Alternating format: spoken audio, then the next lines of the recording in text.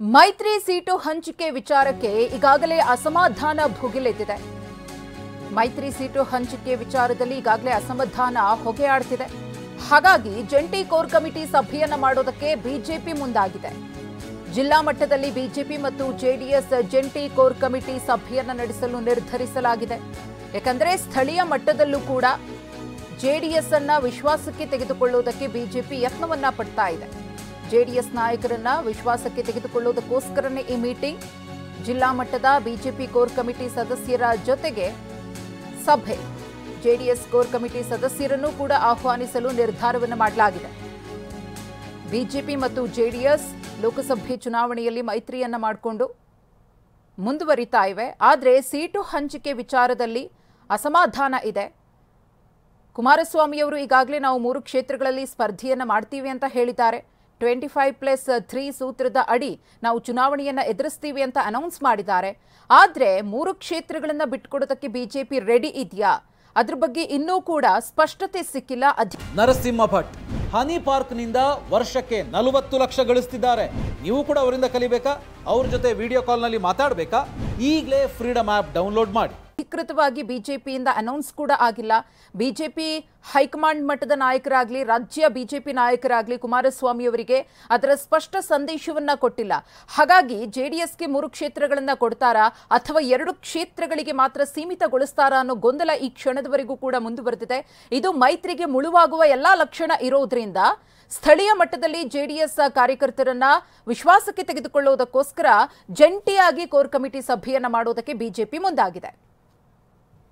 ಈ ಕುರಿತು ಮತ್ತಷ್ಟು ಮಾಹಿತಿಯನ್ನ ಕೊಡೋದಕ್ಕೆ ನಮ್ಮ ಪ್ರತಿನಿಧಿ ಕಿರಣ್ ಇದೀಗ ನೇರ ಸಂಪರ್ಕದಲ್ಲಿದ್ದಾರೆ. ಕಿರಣ್, ಮೈತ್ರಿ ಸೀಟು ಹಂಚಿಕೆ ವಿಚಾರದಲ್ಲಿ ಅಸಮಾಧಾನ ಭುಗಿಲೆದ್ದಿದೆ. ಕುಮಾರಸ್ವಾಮಿ ಅವರು ಕೂಡ ಖುದ್ದು ಹೇಳಿಕೆಯನ್ನ ಕೊಟ್ಟಿದ್ರು, 2 ಕ್ಷೇತ್ರಗಳಿಗೋಸ್ಕರ ಇಷ್ಟೆಲ್ಲ ಮಾಡಬೇಕಿತ್ತ, ಮೈತ್ರಿ ಮಾಡ್ಕೊಳ್ಬೇಕಿತ್ತ ಅಂತ ಹೇಳಿ. ಆದ್ರೆ ಇದೀಗ ಬಿಜೆಪಿ ಮತ್ತೊಂದು ಸ್ಟ್ರಾಟಜಿಯನ್ನ ಯೂಸ್ ಮಾಡ್ತಾ ಇದೆ. ಸ್ಥಳೀಯ ಮಟ್ಟದಲ್ಲಿ ಜೆಡಿಎಸ್ ಕಾರ್ಯಕರ್ತರನ್ನ ವಿಶ್ವಾಸಕ್ಕೆ ತೆಗೆದುಕೊಳ್ಳುವುದಕ್ಕೆ ಬಿಜೆಪಿ ಮತ್ತು ಜೆಡಿಎಸ್ ಒಟ್ಟಾಗಿ ಕೋರ್ ಕಮಿಟಿ ಸಭೆಯನ್ನ ಮಾಡೋದಕ್ಕೆ ಏನಿದರ ಒಂದು ಉದ್ದೇಶ ಅಂತ?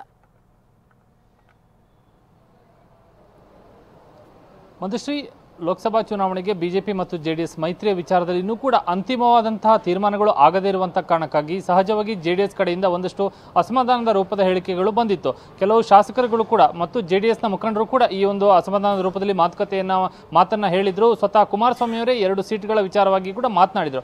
ಆ ಬಳಿಕ ಬಿಜೆಪಿ ಈಗ ಒಂದಷ್ಟು ಅಲರ್ಟ್ ಆಗಿದೆ. ಅಂದ್ರೆ ಈಗ ಸ್ಥಳೀಯ ಮಟ್ಟದಲ್ಲಿ ಈಗ ಈ ಒಂದು ಜೆಡಿಎಸ್ ಕಾರ್ಯಕರ್ತರ ಜೊತೆ ಬಿಜೆಪಿ ಕಾರ್ಯಕರ್ತರ ಹೊಂದಾಣಿಕೆ ಆಗಬೇಕಾಗಿದೆ. ರಾಜ್ಯ ಮಟ್ಟದಲ್ಲಿ ಅಥವಾ ಎನ್ಡಿಎಗೆ ಜೆಡಿಎಸ್ ಸೇರ್ಪಡೆಯಾದರೂ ಕೂಡ ರಾಜ್ಯ ಮಟ್ಟದ ಬಿಜೆಪಿ ಹಾಗೂ ಜೆಡಿಎಸ್ ನಾಯಕರ ಮಧ್ಯೆ ಎಷ್ಟೇ ಮಟ್ಟದಲ್ಲಿ ಉತ್ತಮವಾದಂತಹ ಒಂದು ಸೌಹಾರ್ದ ಸಂಬಂಧವನ್ನ ಈ ಕ್ಷಣಕ್ಕೆ ಮಾಡಿಕೊಂಡ್ರು ಕೂಡ ಅದು ಜಿಲ್ಲಾ ಮಟ್ಟದಲ್ಲಿ ತಳಮಟ್ಟಕ್ಕೆ ತಲುಪದೇ ಇದ್ರೆ ಲೋಕಸಭಾ ಚುನಾವಣೆಯಲ್ಲಿ ಪರಿಣಾಮ ಬೀರುತ್ತೆ ಅನ್ನುವಂಥದ್ದು ಬಹಳ ಸ್ಪಷ್ಟವಾಗಿ ಬಿಜೆಪಿ ಗೊತ್ತಾಗಿದೆ. ಹಾಗಾಗಿ ಈಗ ಜಿಲ್ಲಾ ಮಟ್ಟದಲ್ಲಿ ಜಂಟಿ ಕೋರ್ ಕಮಿಟಿಗಳನ್ನ ಸಭೆಗಳನ್ನ ಮಾಡೋದಕ್ಕೆ ಈಗ ಬಿಜೆಪಿ ತೀರ್ಮಾನವನ್ನು ಮಾಡಿಕೊಂಡಿದೆ. ಜಿಲ್ಲಾ ಮಟ್ಟದಲ್ಲಿ ಇರುವಂತಹ ಬಿಜೆಪಿಯ ಜಿಲ್ಲಾ ಕೋರ್ ಕಮಿಟಿ ಏನಿದೆ ಆ ಕೋರ್ ಕಮಿಟಿ ಸಭೆಗಳನ್ನು ನಡೆಸುವಂತಹ ಸಂದರ್ಭದಲ್ಲಿ ಜೆಡಿಎಸ್ನ ಕೋರ್ ಕಮಿಟಿ ಸದಸ್ಯರನ್ನು ಕೂಡ ಆ ಸಭೆಗೆ ಆಹ್ವಾನವನ್ನ ಮಾಡಿ ಅಲ್ಲಿ ಅವರನ್ನು ಕೂಡ ಜೊತೆಯಲ್ಲಿಟ್ಟುಕೊಂಡು ಸಭೆಯನ್ನ ಮಾಡುವಂಥದ್ದು.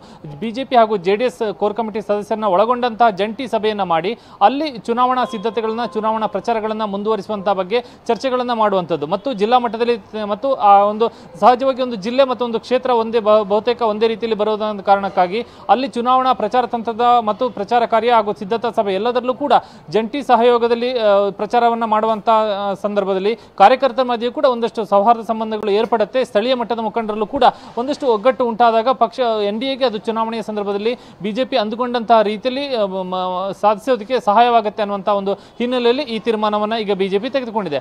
ಬಹುತೇಕ ಮುಂದಿನ ವಾರದಿಂದ ಬಿಜೆಪಿ ಜಿಲ್ಲಾ ಮಟ್ಟದ ಕೋರ್ ಕಮಿಟಿ ಸಭೆಗಳು ಆರಂಭವಾಗುತ್ತೆ. ಆ ಸಂದರ್ಭಕ್ಕೆ ಜೆಡಿಎಸ್ನ ಸದಸ್ಯರನ್ನು ಕೂಡ ಜಿಲ್ಲಾ ಕೋರ್ ಕಮಿಟಿ ಸದಸ್ಯರನ್ನು ಕೂಡ ಆಹ್ವಾನಿಸಿ ಅವರನ್ನ ಜೊತೆಯಲ್ಲಿಟ್ಟುಕೊಂಡು ಸಭೆಯನ್ನ ಮಾಡುವಂತಹ ತೀರ್ಮಾನವನ್ನ ಈಗ ಬಿಜೆಪಿ ಮಾಡಿಕೊಂಡಿದೆ. ಇಲ್ಲಿ ಒಂದು ವಿಚಾರ ಅಂದ್ರೆ ಜೆಡಿಎಸ್ ಕಡೆಯಿಂದ ಇನ್ನೂ ಕೂಡ 3 ಕ್ಷೇತ್ರಗಳ ವಿಚಾರದಲ್ಲಿ ಸ್ಪಷ್ಟವಾದಂತಹ ಯಾವುದೇ ಒಂದು ಮಾಹಿತಿ ಅಥವಾ ಅಧಿಕೃತವಾಗಿ ಹೇಳಿಕೆಗಳು ಹೊರಬಿದ್ದಿಲ್ಲ. ಇದರ ಜೊತೆಗೆ ಕೋಲಾರದ ವಿಚಾರದಲ್ಲಿ ಇನ್ನೂ ಕೂಡ ಜೆಡಿಎಸ್ ಮುಖಂಡರಿಗೆ ಗೊಂದಲ ಇದೆ. ರಾಜ್ಯ ಬಿಜೆಪಿ ಮುಖಂಡರಿಗೆ ಕೂಡ ಜೆಡಿಎಸ್ ಸ್ಪರ್ಧೆ ಮಾಡುತ್ತೋ ಅಥವಾ ಬಿಜೆಪಿ ಸ್ಪರ್ಧೆ ಮಾಡುತ್ತೋ ಅನ್ನೋ ಬಗ್ಗೆ ಸ್ಪಷ್ಟತೆ ಇಲ್ಲ. ಮತ್ತು ಜೆಡಿಎಸ್ ಕಾರ್ಯಕರ್ತರು ಕೂಡ ಜೆಡಿಎಸ್ ನಾಯಕರ ಮುಂದೆ ಪ್ರಶ್ನೆ ಮಾಡುವಂತದ್ದು ಪ್ರತಿನಿತ್ಯ ಜೆಡಿಎಸ್ ಕೋಲಾರದಲ್ಲಿ ಜೆಡಿಎಸ್ ಇದೆಯೋ ಅಥವಾ 2 ಕ್ಷೇತ್ರಗಳಿಗೆ ಮಾತ್ರ ಜೆಡಿಎಸ್ ಸೀಮಿತ ಆಗ್ತಿದೆಯೋ, 3 ಕ್ಷೇತ್ರಗಳಲ್ಲಿ ಸ್ಪರ್ಧೆ ಮಾಡ್ತಿದೆ, ಈ ಪ್ರಶ್ನೆಗಳನ್ನ ಜೆಡಿಎಸ್ ಕಾರ್ಯಕರ್ತರು ಮುಖಂಡರ ಮುಂದಿಡ್ತಿದ್ದಾರೆ. ಹೀಗಾಗಿ ಜೆಡಿಎಸ್ ಕಡೆಯಿಂದ ಒಂದಷ್ಟು ಅಸಮಾಧಾನದ ರೂಪದ ಹೇಳಿಕೆಗಳು ಬಂದಂತ ಕಾರಣಕ್ಕಾಗಿ ಈಗ ಬಿಜೆಪಿ ಚುನಾವಣಾ ಪ್ರಚಾರದ ಕಾರ್ಯದಿಂದ ಹಿನ್ನೆಲೆಯಲ್ಲಿ ಈ ಒಂದು ಜಂಟಿ ಕೋರ್ ಕಮಿಟಿ ಮಾಡೋದಕ್ಕೆ ತೀರ್ಮಾನವನ್ನು ಮಾಡಿಕೊಂಡಿದೆ. ಧನ್ಯವಾದ ತಮ್ಮ ಮಾಹಿತಿಗಾಗಿ ಕಿರಣ್.